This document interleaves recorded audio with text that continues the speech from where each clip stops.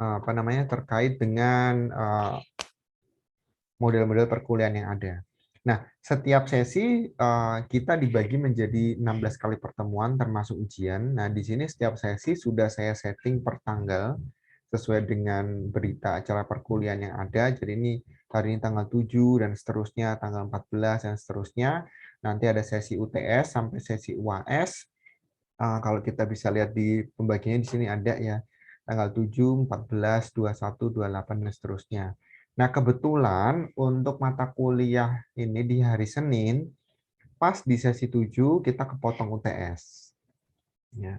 Baru lanjut lagi sesi 8 sampai 14. Materinya juga memang materi UTS sesi 1 sampai dengan sesi 7. Kalau yang di hari Rabu dan Kamis itu kenanya dia 8 sesi dulu baru UTS. Ya. Jadi ada satu sesi yang setelah UTS naik ke sebelum UTS karena memang minggunya bentrok. Gitu ya. Jadi nanti kita akan sesuaikan dengan materi yang ada, dengan tanggal yang ada, kemudian untuk UVC yang ada di kelas saya atau yang saya ampu, biasanya saya akan membuat instruksi perkuliahan di awal, pasti ada keterangan seperti ini, instruksi perkuliahan, kita mau ngapain aja hari ini, gitu ya. Ini terlalu kecil apa kelihatan atau enggak ya? Kelihatan. Kelihatan ya, oke saya besarkan aja. Nah, sorry kepencet. Ya, saya selalu membuat instruksi perkuliahan supaya hari ini kita mau ngapain aja, gitu ya. Itu ada informasinya di sini. Nah, untuk hari ini kita melakukan perkuliahan secara sinkronus dengan Zoom meeting. Jadi untuk sesi perkuliahan memang nanti saya akan memperlakukan dua sistem, ya, sinkronus dan asinkronus. Kenapa dua ini saya gunakan? Karena saya sudah coba dan ini lebih efektif. Ya. Satu bisa terkait dengan masalah kuota mahasiswa, dan yang kedua terkait dengan masalah kejenuhan selama perkuliahan online. Kan semua perkuliahan online ya, jadi untuk menghindari kejenuhan yang ada dalam mahasiswa, saya akan lakukan kombinasi antara sinkronus seperti ini, pertemuan tatap muka secara virtual, atau dalam bentuk asinkronus. Oke. Apakah penjelasan saya terlalu cepat atau enggak ya? Kalau terlalu cepat silahkan informasi ke saya. Oke, untuk yang seperti ini tatap muka secara virtual kita sebutnya sinkronus itu melalui Zoom meeting ya. Saya tidak pakai Google Meet karena biasanya ada kendala dengan kekuatan jaringan. Kalau Zoom meeting ternyata dia lebih light, jadi saya lebih banyak menggunakan Zoom meeting. Seharusnya nanti kita akan menggunakan Zoom meeting yang diberikan dari kampus, yang passcode-nya 18. Nanti seterusnya akan seperti itu. Tapi ini karena minggu pertama biasanya masih ada trouble system, jadi khusus untuk kalau ada gangguan saya akan pakai Zoom sendiri. Nanti saya informasikan melalui WA Group. Jadi WA Group tersebut adalah pusat informasi dan komunikasi kita terkait dengan perkuliahan. Seandainya ada hal-hal yang ingin dibicarakan di luar yang diketahui banyak umum, misalkan mau pengen japri, silahkan. Tetapi kalau misalkan terkait dengan banyak orang atau terkait dengan perkuliahan, biasanya kalaupun kalian japri, saya akan jawabnya lewat grup, supaya semua mahasiswa juga tahu. Itu salah satu fungsi dari saya bentuk WA Group. Terus kemudian hari ini kita akan mendengar dulu mengenai rencana perkuliahan 1 semester dan juga proses evaluasi pembelajaran. Kemudian pada akhir perkuliahan nanti saya berikan satu video pembelajaran. Ini untuk fintech orang pribadi. Videonya sudah dibuat sebetulnya. Jadi nanti silakan dievaluasi. Saya mencoba membuatnya tidak terlalu lama, ya mungkin maksimal 20 menitan gitu ya, maksimal supaya satu menghemat kuota, yang kedua yang penting tidak terlalu membosankan untuk membuat video seperti itu. Kemudian nanti pada bagian akhir akan ada evaluasi atau tugas yang boleh dikerjakan mahasiswa untuk mendapatkan penilaian. Nanti saya akan jelaskan seperti apa bentuknya. Jadi kira-kira seperti itu untuk materi hari ini. Nah ini sinkronus ya. Yang asinkronus seperti apa? Kalau yang asinkronus kita tidak ada tatap muka virtual seperti ini. Nanti saya tetap akan melakukan komunikasi melalui WA Group. Jadi misalnya hari ini sinkronus atau sinkronus, saya akan beritahukan di situ, termasuk dengan instruksi perkuliahan. Nah, biasanya kalau asinkronus itu akan disertai dengan tugas atau mungkin pembelajaran mandiri. Jadi tetap ada sesi perkuliahan, tetapi tidak tatap muka. Jadi belajar mandiri seperti itu. Ini digunakan biasanya selang-seling ya, supaya saya lihat dulu loadnya mahasiswa seperti apa. Karena kan biasanya semester 4, 5, 6 itu relatif banyak sekali tugas gitu kan. Jadi harus dikombinasikan. Saya usahakan yang dikombinasikan itu ya materi-materi bukan yang beratnya, karena materinya nanti akan terbagi dalam dua bagian, nanti dijelaskan di RPS. Oke. Kemudian setelah ini saya akan jelaskan mengenai rencana pembelajarannya. Kemudian di bawahnya ada link mengenai video pembelajaran fintech orang pribadi. Nah, ini saya terpaksa tautkan melalui YouTube supaya apa tidak memberatkan dari UVC kalian. Jadi kalau saya taruh di UVC nanti terlalu berat bebannya, ketika kalian buka UVC dia akan nge-lag lama. Jadi saya akan buatkan link URL untuk ke YouTube. Jadi saya lanjutkan tersendiri. Kemudian ini tugasnya ya, saya jelaskan dulu tugasnya. Untuk yang pertama adalah nanti dari video pembelajaran ini di situ akan ada mengulas beberapa macam platform fintech yang bisa dipakai orang pribadi. Beberapa mungkin familiar dengan kalian, misalnya OVO, GoPay, ya, kemudian ShopeePay, atau ada Kami, ada Linktree, Investri, dan sebagainya. Ada yang familiar dan nggak familiar. Silahkan didengarkan ulasannya, dan juga saya akan berikan materi juga e-books-nya dari Fintech Indonesia untuk kita belajar sama-sama. Kemudian nanti saya akan berikan waktu biasanya 2-3 hari, tergantung dari bobot perkuliahannya. Materinya berat atau enggak. Kalau enggak berat ya 2 hari, kalau berat ya 3 hari, seperti itu. Supaya enggak terlalu lama. Nah, karena kita ketemu di tanggal 7 dan saya rasa materi kita tidak berat, saya berikan waktu sampai tanggal 9 Maret. Jadi ada 2 hari untuk kalian belajar informasi dasar mengenai salah satu platform fintech. Salah satu aja, nggak semuanya. Jadi kalian fokuskan misalnya, saya mau belajar mengenai OVO, Pak. Boleh. Atau saya mau belajar kayak ShopeePay, silahkan. Ya. Cari tahu informasi dasar platform fintech yang ada. Dengan e-book yang saya kasih juga bisa, atau mencari informasi dari luar juga boleh. Terus kemudian yang utamanya ada di 2, 3, dan 4. Ya. Yang 2 ini, kenapa kalian pilih platform itu untuk kalian bahas? Apakah menurut kalian itu platformnya familiar, enak sekali dipakainya gitu ya, atau banyak sekali penggunanya, apapun alasannya gitu kan, saya minta untuk dijelaskan di situ. Bebas. Ini supaya saya bisa melihat ini mekanisme cara berpikir atau pola berpikir mahasiswa seperti apa. Yang ketiga adalah tolong jelaskan keunggulan dan kelemahan platform ini menurut yang kalian ketahui. Ya, plus minusnya, sepemahaman kalian. Yang keempat adalah bagaimana platform tersebut bisa dikembangkan di Indonesia. Ini semua ada ulasan, artinya ini opini kalian, sehingga nanti bebas ya.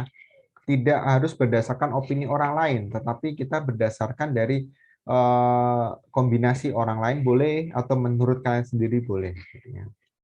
Nah, saya kasih waktu 2 hari nanti, kemudian biasa saya akan tutup sampai di akhir hari itu, jadi jam 23.59 ya terakhir. Nah, nanti kalau misalnya lewat sedikit, biasanya tetap bisa mengumpulkan mahasiswa, tapi ada notifikasi di saya, misalkan late, berapa menit, berapa jam gitu. Jadi boleh-boleh saja nanti kalau misalkan terlambat, tapi yang terlambat sama yang on time nilainya pasti beda gitu ya. Jadi tolong diperhatikan. Di materi sesi 1 juga saya sertakan link WA Group. Jika ada dari mahasiswa yang belum tergabung di WA Group, silahkan masuk ke sini. Gitu. Tapi mestinya sudah masuk ya, karena kalau nggak bisa kan kalian nggak bisa masuk ke link yang sekarang. Nah, ini kan link Zoom ini saya berikan di WA Group. Tapi mungkin nanti ada yang ketinggalan atau ada, karena setahu saya masih ada beberapa mahasiswa yang dia belum masuk di portal untuk absensinya, tetapi sudah bisa akses kelasnya. Kemudian di sini saya berikan satu materi perkuliahan 1 semester. Ini 1 semester ya, sekitar hampir 100 mega. Jadi nanti downloadnya, kalau misalkan mau di-download ya hati-hati. Cari waktu-waktu yang aman, ya, yang cepat downloadnya, mungkin tengah malam atau menjelang pagi atau seperti apa. Jadi jangan di jam sibuk atau jam perkuliahan, pasti akan nge-lag sekali. Ini hampir 100 mega. Semua saya press di sini supaya sekaligus kalian ambil untuk 1 semester, kita bisa belajar sama-sama. Ini akan saya jelaskan setelahnya nanti untuk materi ini. Ini instruksi untuk minggu depan sebenarnya sudah ada. Nah, saya akan coba buatkan lebih awal supaya kalian bisa memahami. Ini gambaran yang akan kita kerjakan hari ini. Nah, sekalipun hari ini sesinya sinkronus, nanti saya akan coba asinkronus melalui ini, video pembelajaran. Supaya minggu depan saya bisa evaluasi, kalau saya berikan tugas mahasiswa secara mandiri, efeknya akan seperti apa, atau dampaknya seperti apa. Ini berlaku sama ya, jadi nggak harus, oh yang Ukrida begini, yang Unusia begini, enggak, semuanya sama. Saya anggap semuanya kita belajar sama-sama, gitu ya. Oke, saya pindahkan dulu materinya ke yang saya kembalikan ke RPS.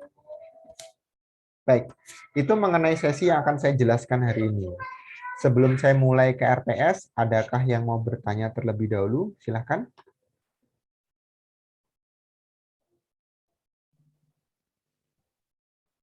Kalau tidak ada, saya akan lanjut. Tidak ada, Pak. Tidak ada ya? Oke. Baik, kalau tidak ada saya akan lanjut. Ini adalah rencana perkuliahan kita 1 semester. Rencana pembelajaran semester. Ya. Kebetulan mata kuliah ini saya pegang 3 kelas. Jadi kelas B, kelas K, ini kan kelas K, satu lagi kelas X, ya, eksekutif. Ya. Satu lagi kelas A itu dosen lain. Jadi nanti kebanyakan kelasnya memang dari saya.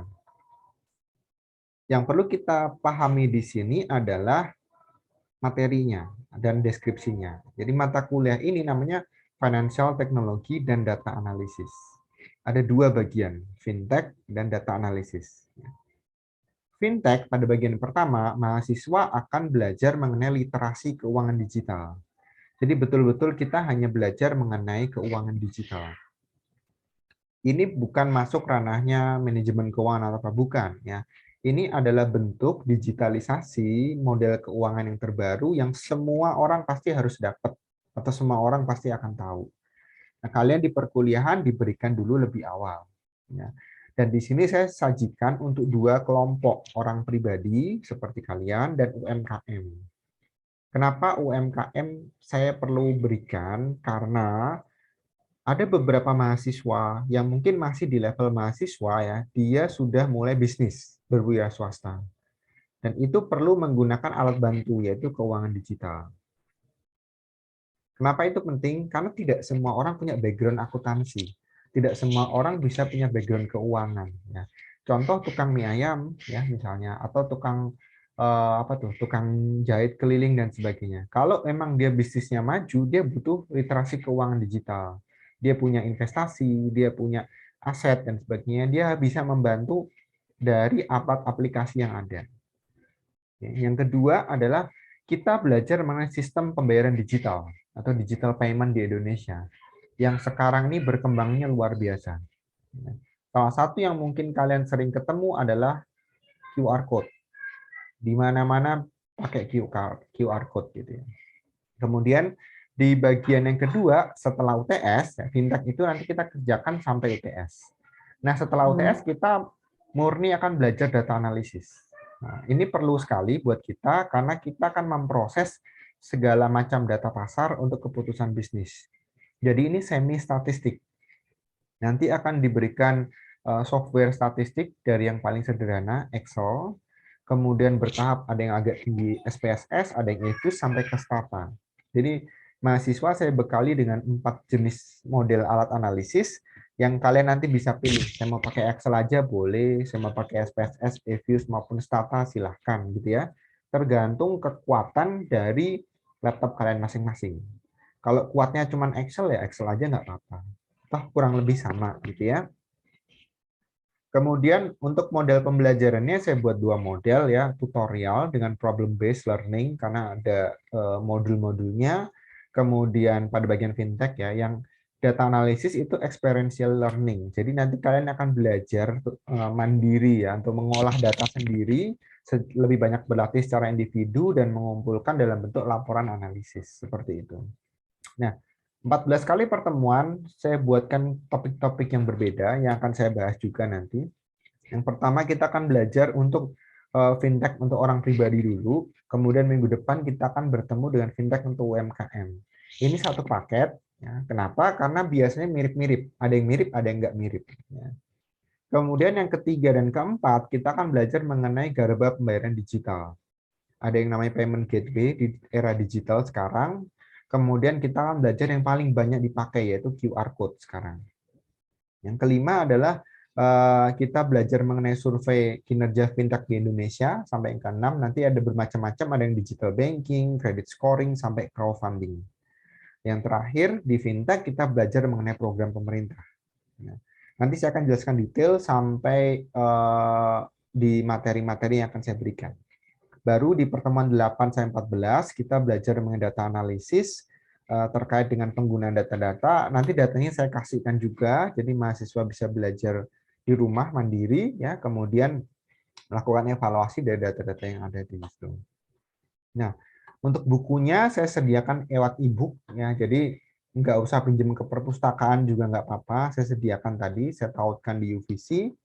Kemudian untuk materi pendukungnya ada 7 video yang sudah saya buat sebelumnya di tahun yang lalu untuk kita bisa belajar sama-sama. Kemudian ini hanya untuk membantu, ya. Jadi proyek utamanya atau aktivitas utamanya tetap di dalam kelas, ini hanya bisa membantu saja. Nah, untuk penilaiannya di sini saya jelaskan, ini suka mahasiswa kelupaan gitu ya. Teknik penilaian kita ada 2 ya di sini. Keaktifan diskusi kelas dan tes online. Tes online itu artinya dari tugas gitu ya. Nah, terkadang ada mahasiswa yang bertanya kepada saya gitu. Misalnya, "Pak, saya itu selalu hadir di kelas gitu ya. Saya selalu mengerjakan tugas, tapi kenapa nilai tugas saya tidak penuh gitu ya." Artinya mungkin harapan dia dapat berapa, tapi ternyata tidak tercapai gitu kan. Nah, mahasiswa lupa bahwa ada kalanya di sesi sinkronus kita perlu melakukan diskusi kelas. Jadi terkait dengan materi yang ada gitu. Supaya tidak satu arah saja. Karena kita problem based learning ya. Kalau problem based itu artinya pasti ada masalah yang tidak terselesaikan. Dan itu perlu didiskusikan. Kalau semua terselesaikan satu arah aja tutorial, nah itu mungkin cukup dengan asinkronus. Jadi cukup satu arah, saya berikan aja informasinya. Tetapi kalau ada yang tidak terselesaikan, maka kita perlu melakukan synchronous learning. Itulah fungsinya kenapa ada penilaian menggunakan diskusi kelas. Dan ini tidak setiap minggu memang saya lakukan ya. Jadi misalkan 1 dan 2, ini mungkin antara pertemuan 1 pertemuan 2 seperti itu. Jadi bisa dilihat di sini. Untuk materi pembelajarannya, nanti kalau kalian download juga bisa dilihat. Jadi 1-2 ada A dan B, bisa dilihat ya. A dan B itu ada yang ini dan ini. Nanti saya akan detailkan ya buku-bukunya. Kemudian untuk setelah UTS kita cukup pakai satu pedoman aja, tapi nanti kita akan melakukan evaluasi secara menyeluruh menggunakan data-data yang ada. Oke, ini pembagiannya nggak usah dilihat ya, kalau takut kayaknya banyak, sebenarnya sederhana gitu ya. Ini adalah bobot kita, bobot penilaian. Ada 2 tugas. Yang pertama tugas sebelum UTS dan tugas setelah UTS. Sebelum UTS totalnya 15%, setelah UTS 15%. Sama ya. Kemudian UTS UAS 35%, 35%. Jadi totalnya tetap 100%. Nah, untuk kriteria kelulusan ini kriteria kelulusan di tempat kita, di Ugrida. 80 ke atas itu A, gitu ya. 56 itu dinyatakan lulus. Kalau belum nyampe 56 ya mohon maaf belum lulus gitu ya. Masih diberikan kesempatan untuk belajar lagi gitu. Jadi bukan disesali tapi belajar lagi. Nah, untuk mahasiswa dari Unusia, kalian nanti akan tetap mendapat angka di huruf ini ya, A, A minus dan sebagainya berdasarkan tingkat penguasaan yang ada di Ugrida, baru nanti nilainya dikonversi di kampus tersendiri. Nah, saya nggak tahu nanti bisa ditanyakan ke kampusnya mengenai konversi nilai. Tetapi terlepas dari masalah nilai, kita jalanin aja dulu perkuliahannya gitu ya. Nilai itu di akhir, nggak usah kita pikirin sekarang. Yang pasti adalah targetnya dari mana, persentasenya kalian paham gitu ya. Tadi ada 2 tugas. Tugas yang pertama adalah sebelum UTS, evaluasi fintech. Jadi tugas yang pertama tujuannya adalah membantu mahasiswa untuk memahami peranan fintech, ya, jenis-jenisnya dan peranannya, dan mengkombinasikan fintech, bahkan mengalihkan proses bisnis yang tadinya manual menjadi fintech. Itu tujuan tugas yang pertama. Sampai mahasiswa tahu, ini kalau saya punya bisnis seperti ini, saya mau pakai fintech-nya kayak apa. Oke, ini kalau kelas fisik saya 10 menit aja nih evaluasinya, tapi kalau ini kan digital enggak, saya enggak seperti ini. Saya pakai tanggal tadi kan 2 hari, nanti pas di akhir jamnya ya, akhir hari itu baru kalian boleh submit. Ini tugas yang pertama. Tugas yang kedua, nah beda lagi ya. Tugas yang kedua itu tujuannya adalah mahasiswa mampu melakukan seleksi data untuk analisis, kemudian membaca hasil analisis, bahkan mengambil keputusan berdasarkan hasil analisis data. Jadi tujuan tugas 1 dan 2 itu tidak sama. Dan ini ada latihan mandiri, ada yang saya jelaskan di dalam kelas, ada juga melalui video pembelajaran. Nah, outputnya apa? Nanti yang dikumpulkan adalah laporan hasil analisisnya. Jadi ada screen out-nya, jadi ada gambarannya, kemudian ada penjelasannya. Jadi kurang lebih sama seperti itu. Kalau yang ini kan lebih cenderung, yang tugas 1 lebih cenderung mengenai pemahaman sampai ke apa ya, kesiapan mengenai materi-materi yang ada. Oke, ini nggak perlu lebih penilaiannya. Saya rasa cukup sampai di sini untuk tugas-tugasnya. Oke, ada yang mau ditanyakan dulu sebelum saya masuk ke dalam detail dari buku-buku yang akan kita pakai? Silakan. Pak Bayu, Ya, Pak silakan. Bayu izin tanya Pak. Gimana, Alvin? Terima kasih Pak Bayu atas penjelasannya Pak. Izin tanya Pak, perihal pembelajaran Bapak kan ini dimulai jam 5 sore ya Pak sampai jam 7:30. Ya. Nah, kira-kira Pak, kalau misalkan dari kita mungkin ada yang ingin ibadah sholat sebentar, itu apakah boleh Pak kita off cam sebentar Pak untuk sholat maghrib atau? Oh, boleh, boleh. Langsung aja ya. Ada lagi nggak yang mau ditanya? Terus juga perihal pengumpulan tugas, berarti nanti semua di kampusnya Ukrida yang EVC itu ya Pak? UVC, ya. Saya jawab detail dulu ya. Yang pertama terkait dengan masalah izin sholat dan sebagainya. Silahkan, karena memang jam perkuliahan kita berbenturan di situ ya. Jadi nggak apa-apa, mungkin disampaikan aja misalnya lewat chat gitu ya. Misalkan, Pak saya izin mau sholat sebentar, silahkan gitu ya. Karena tidak semua dari kita kan di jam yang sama sholat gitu ya. Jadi nggak masalah. Saya akan tetap jalan, toh ini di-record gitu ya. Tetap keadaan saya akan perhitungkan di situ. Kemudian untuk jam perkuliahan, nah ini nanti tadi saya sempat ngobrol sama Stella sebentar ya. Jadi memang biasanya kalau di kami ya Alvin ya, itu apa namanya? Kebanyakan mahasiswa malam itu kan kerja ya. Jadi dia bisanya mungkin paling cepat jam 5.15 atau setengah 6. Nah, itu juga saya mau bicarakan dengan teman-teman di Unusia. Kalau misalnya kita mulai jam setengah 6 atau 5.15, kira-kira keberatan atau tidak? Atau mana yang kira-kira oke gitu buat teman-teman yang lain? Mungkin Alvin bisa mewakili? Kalau kami, insya Allah sih untuk jam ini kami udah sepakati Pak. Jam 5 lewat ataupun jam setengah 6 kita bisa mengikuti Pak. Karena kan via Zoom ya Pak. Oke. Jadi bisa menyesuaikan Pak. Oke, bisa menyesuaikan ya. Oke. Berarti nanti saya akan coba mungkin supaya gini aja deh. Saya akan 17.15 akan open room gitu ya. Tapi kita akan mulai setengah 6. Ya, jadi kita akan mulai setengah 6. Saya akan open room, kita tunggu 15 menit. Ada tidak ada, kita akan mulai setengah 6. Setuju ya semuanya ya? Baik Bapak. Iya Pak. Oke. Baik Pak. Untuk yang ingin sholat dan ibadah dan sebagainya, silahkan cukup di chat room aja, nggak masalah. Gitu. Kemudian satu lagi yang saya mau informasikan adalah memang alokasi waktu kita sampai setengah 8, alokasi waktu gitu ya. Tapi biasanya di sesi perkuliahan saya sih tidak pernah sampai full seperti itu. Kenapa?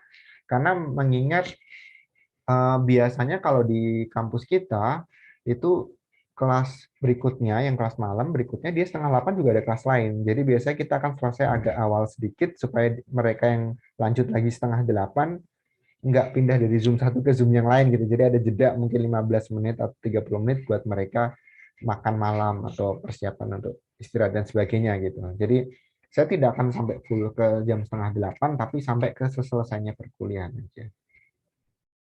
Kemudian yang perlu saya informasikan, tadi saya sudah informasikan langsung ke ketua kelas masing-masing. Ada Stella, ada Alvin, nanti akan saya jadikan co-host. Jadi silahkan untuk yang berkepentingan mau di-record, saya juga akan record untuk backup gitu ya.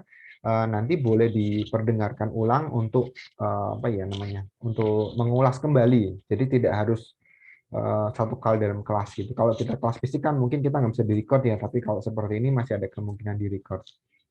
Toh juga saya yakin nggak semua mahasiswa akan punya effort mendengarkan lagi gitu ya. Tapi setidaknya kalau misalkan ada yang kelewatan masih bisa diperdengarkan lagi.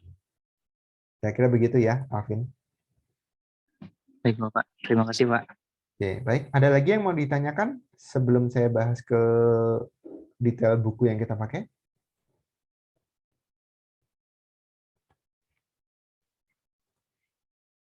Oke, saya bahas satu persatu ya. Saya akan pakai buku yang pertama adalah ini, handbook. Jadi semua materi yang saya miliki untuk sebelum UTS itu dapatnya dari Asosiasi Fintech Indonesia. Jadi kita sudah alokasi dan kerjasama yang baik sehingga materi kita terarah sesuai dengan aturan pemerintah atau anjuran pemerintah. Di sesi yang pertama nanti ada video pembelajaran untuk memperkaya pengalaman kalian atau mengalami pertama kali informasi yang ada. Ya. Di sini adalah terkait dengan fintech untuk keuangan pribadi. Kalau kalian lihat di situ memang ada beberapa yang familiar dengan kalian. Utamanya itu misalnya kayak ShopeePay itu kan banyak sekali ya kita pakai gitu. Tapi tujuan utama kita bukan harus pakai atau promosi dan sebagainya, bukan. Tujuan kita adalah mengenalkan bahwa ada berbagai macam informasi yang dibutuhkan untuk pengguna fintech keuangan pribadi. Dari sini kita akan belajar gitu ya. Nanti ada beberapa jenis layanan ya, ada yang bentuknya uang elektronik, dompet elektronik, ada yang bentuknya pinjaman online ya, atau yang disebut dengan pinjol, ada investasi retail online dan insurtech atau insurance. Nah, bentuk-bentuknya misalnya contoh kayak kalau uang elektronik ada ShopeePay di sini ya. Kemudian untuk dompet elektronik ada Dana. Itu familiar kan buat kalian. Kemudian untuk pinjaman online atau pinjol itu ada kami, ada Investri, Coinworld, Kredivo yang paling banyak di TV, ada Taralight dan sebagainya. Ya. Itu nanti boleh kalian coba. Yang pasti di sini adalah semua yang terdata di dalam Handbook Fintech Indonesia itu yang sudah terdaftar di OJK, diawasi oleh OJK, dan juga diawasi oleh Bapepti. Kenapa seperti itu? Karena kita bisa melihat atau kita bisa menemukan banyak sekali kasus, contoh ini paling sering adalah pinjaman online ya, yang sifatnya bodong gitu ya, artinya ada pemerasan dan sebagainya. Ada juga investasi-investasi yang nggak benar, yang tidak terdata resmi di OJK dan sebagainya. Misalkan seperti yang terakhir itu kasusnya Binomo gitu ya. Nah, semua itu perlu kita awasi, perlu kita perhatikan supaya kita bukan jadi orang yang gampang percaya, apalagi di kondisi keuangan digital sekarang ini. Ya. Banyak sekali aplikasi yang menawarkan dengan kita, murah atau mudah dan sebagainya, tapi pastikan dia sudah terdaftar di OJK atau enggak. OJK itu sudah punya peraturan sejak tahun 2017, di mana semua bentuk transaksi digital, kemudian semua bentuk institusi digital itu harus dilaporkan. Dilaporkan. Ya, silakan Alvin, nggak apa-apa. Untuk mahasiswa yang lain, kalau mau bertanya boleh lewat chat atau raise hand dulu, nggak masalah ya, silahkan. Atau mau langsung open mic juga boleh. Ya. Kemudian di sini juga ada model produk fintech lain, misalkan Bariksa dan Pasar Polis. Ya. Saya rasa sih beberapa dari produk ini tidak semua mahasiswa pahami atau belum kenal semuanya. Jadi di sini adalah upaya kita untuk belajar bersama-sama. Yang kedua, dalam materi yang harusnya kita pelajari di depan adalah fintech untuk UMKM. Kenapa fintech untuk UMKM kita perlu pelajari? Seperti saya bilang tadi, bahwa ada kalanya kita mulai berwira swasta sejak dini. Jadi kita perlu paham berbagai macam bentuk, misalnya kan uang elektroniknya apa sih? Kalau di fintech untuk UMKM misalkan pakai Dana, pakai link aja, pakai OVO atau ShopeePay. Kemudian untuk payment gateway-nya bisa ada yang pakai Bayarin, pakai Fastpay, FinPay, Brankas, apapun bentuknya itu ada di dekat kita real gitu kan. Bisa juga pakai pinjaman online dalam bentuk Taralite, Conwork, Investri, dan sebagainya. Ada juga yang pakai pemeringkatan. Jadi berbagai macam aplikasi tersebut itu bisa dipakai dan bisa digunakan oleh para UMKM. Ya. Bahkan pengalaman saya di tahun lalu, gitu ya, untuk video fintech UMKM itu justru paling banyak yang melihat dari para pedagang pasar UMKM yang mereka pengen tahu, oh seperti apa sih bentuknya uang elektronik gitu. Jadi saya juga nggak tahu ternyata berdampak seperti itu.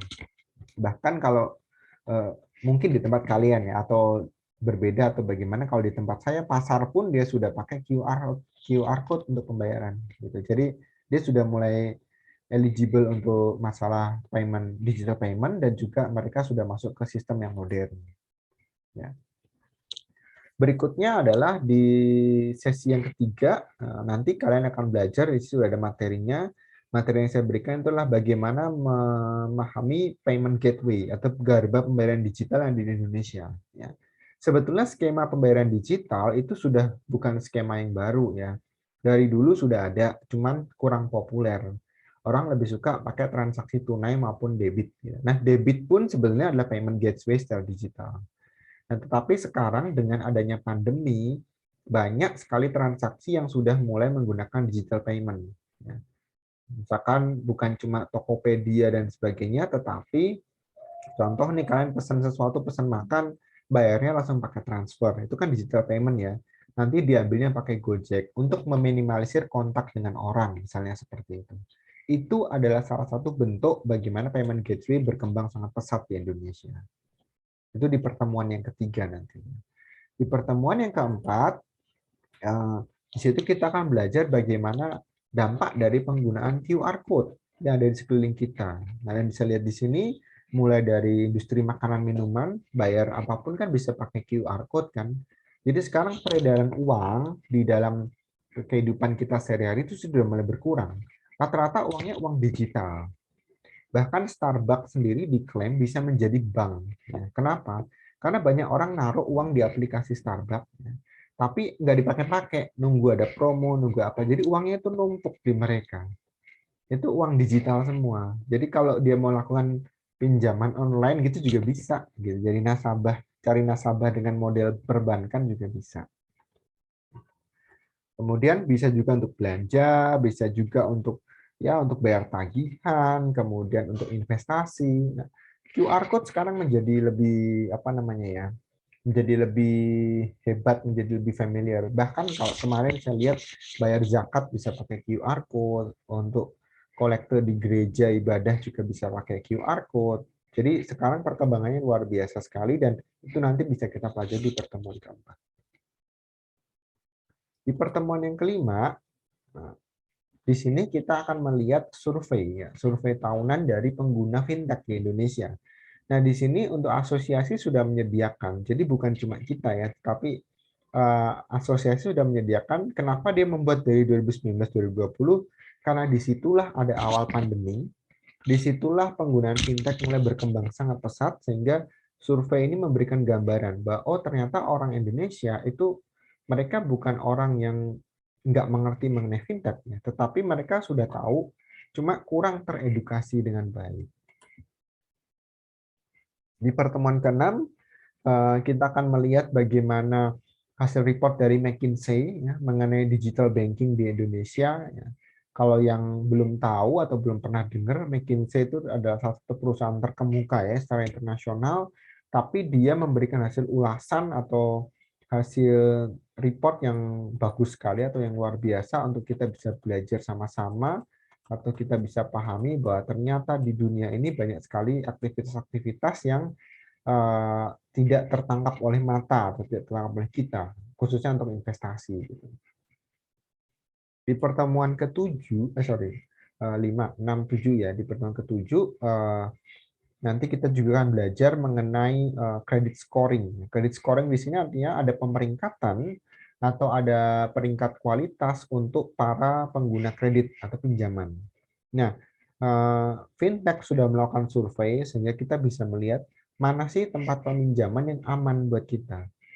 Jangan sampai gitu ya, kita ditekan oleh para debtor gitu, atau debt collector yang nggak benar, yang tidak diawasi oleh pemerintah, yang tidak punya rating bagus, ya kita menghindari hal yang seperti itu. Di materi berikutnya itu juga ada mengenai crowdfunding. Bagi yang belum pernah mendengar, sebetulnya crowdfunding itu mirip seperti reksadana. Tetapi dia modelnya adalah urun dana. Jadi kelompoknya sama seperti kayak koperasi. Jadi nanti mengumpulkan dana dari masyarakat, kemudian diinvestasikan dalam skala yang besar, tetapi kelasnya dia kelas menengah ke bawah ya. Jadi bukan seperti investasi saham atau dana reksa ya, tetapi lebih kecil lagi. Dan sekarang crowdfunding cukup banyak ya. Karena mungkin banyak orang yang tidak punya modal besar, modal kecil atau modal pas-pasan, tetapi dia mau investasi. Ya. Ini adalah pasarnya si crowdfunding itu sendiri. Yang terakhir, sebelum kita UTS, nanti akan dikenalkan mengenai salah satu program pemerintah, yaitu melalui inklusi keuangan digital, di mana masyarakat diminta atau ingin dikenalkan bahwa kita sudah masuk ke era teknologi finansial atau teknologi fintech, sehingga masalah pembangunan atau edukasi mengenai literasi keuangan mengenai fintech itu perlu dilakukan ke masyarakat. Nah, di sini melalui program pemerintah, government to person ini menggunakan solusi fintech, di sini akan terlihat bahwa ternyata pemerintah mendukung sekali penggunaan fintech, sehingga segala macam transaksi sudah akan dirubah ke bentuk digital, sekaligus itu mengurangi tekanan inflasi ya, akan penggunaan mata uang yang fisik ya, yang ada di Indonesia, khususnya kan di kita cukup banyak ya, mata uang kertas, mata uang logam, ya, dimana kalau itu terus berjalan, itu ongkos produksinya besar sekali. Ongkos produksi HPP untuk membuat uang kertas, uang koin itu lebih besar daripada penggunaan uang digital, yang mungkin hanya perlu maintenance server aja. Di bagian yang terakhir setelah UTS, ada satu buku yang akan kita gunakan bersama-sama sampai pada saat UAS nanti, yaitu menggunakan buku panduan untuk business analytics. Jadi di sini kita akan belajar bagaimana melakukan pengolahan data dengan data-data pasar yang ada, dengan informasi yang ada. Khususnya kalau di akuntansi, nanti kita akan belajarnya di sini role-nya. Ada mengenai piutang, kemudian pricing error untuk auditing, kemudian ada flexible budget, ada tax refund, ya, ada PPh, dan yang terakhir adalah cost analysis. Jadi semua materi yang kita gunakan adalah materi yang terkait dengan business analytics di bidang akuntansi. Itu yang perlu saya jelaskan untuk hari ini. Ada yang mau ditanyakan dulu dari mahasiswa? Silahkan.